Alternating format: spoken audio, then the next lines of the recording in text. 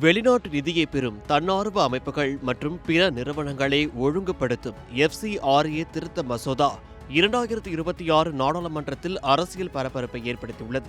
March 25ஆம் தேதி மக்களவையில் அறிமுகப்படுத்தப்பட்ட இந்த மசோதா இதுவரை நாடாளுமன்றத்தின் இரு அவைகளிலும் நிறைவேற்றப்படவில்லை. இந்த மசோதாவில் அப்படி என்ன இருக்கிறது? FCRA பதிவு ரத்து செய்யப்பட்டாலோ, பதிவு சான்றிதழ் ஒப்படைக்கப்பட்டாலோ அல்லது புதுப்பிப்பு மறுக்கப்பட்டாலோ அந்த அமைப்பின் வெளிநாட்டு நிதி மற்றும் அதன் மூலம் உருவாக்கப்பட்ட சொத்துக்களை நிர்வகிக்க நியமிக்கப்பட்ட அதிகாரம் என்ற புதிய அதிகார அமைப்பை உருவாக்க மசோதா முன்மொழிகிறது.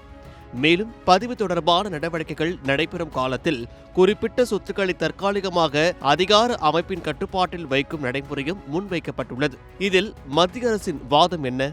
வெளிநாட்டு நிதி தொடர்பான சட்டத்தில் உள்ள நடைமுறை சிக்கல்களை தீர்த்து நிதி மற்றும் சொத்துக்களின் நிர்வாகத்தை மேலும் வெளிப்படையாகவும் ஒழுங்காகவும் மாற்றவே இந்த திருத்தங்கள் கொண்டுவரப்படுவதாக அரசு தரப்பு கூறுகிறது.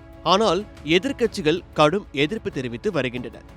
NGOக்கள் மீது கூடுதல் கட்டுப்பாடுகள் விதிக்கப்படலாம் என்றும் அமைப்புகளின் சொத்துக்கள் மீது அரசுக்கு அதிக அதிகாரம் கிடைக்கும் என்றும் எதிர்க்கட்சிகள் குற்றம் சாட்டுகின்றன.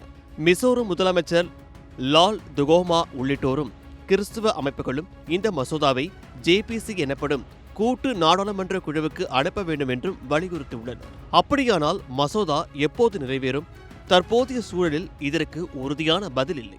மழைக்கால கூட்டத்தொடரின் FCRA மசோதா இடம்பெறவில்லை என்ற தகவல் வெளியாகியுள்ளது. அதே நேரத்தில் ஆகஸ்ட் 12ஆம் தேதி மசோதா குறித்து விவாதம் நடைபெற வாய்ப்புள்ளதாகவும் தகவல்கள் வெளியாகியுள்ளன. எனவே FCRA திருத்த மசோதா உடனடியாக நிறைவேறும் என்று இப்போதே உறுதியாக கூற முடியாது. அரசு மசோதாவை விவாதத்திற்கு கொண்டு வருமா? எதிர்க்கட்சிகளின் எதிர்ப்புக்கு இடையே வாக்கெடுப்பு நடைபெறுமா அல்லது JPCக்கு அனுப்பப்படுமா? இந்த மூன்றில் எது நடக்கிறது என்பதே அடுத்த கட்ட நகர்வாக இருக்கும்.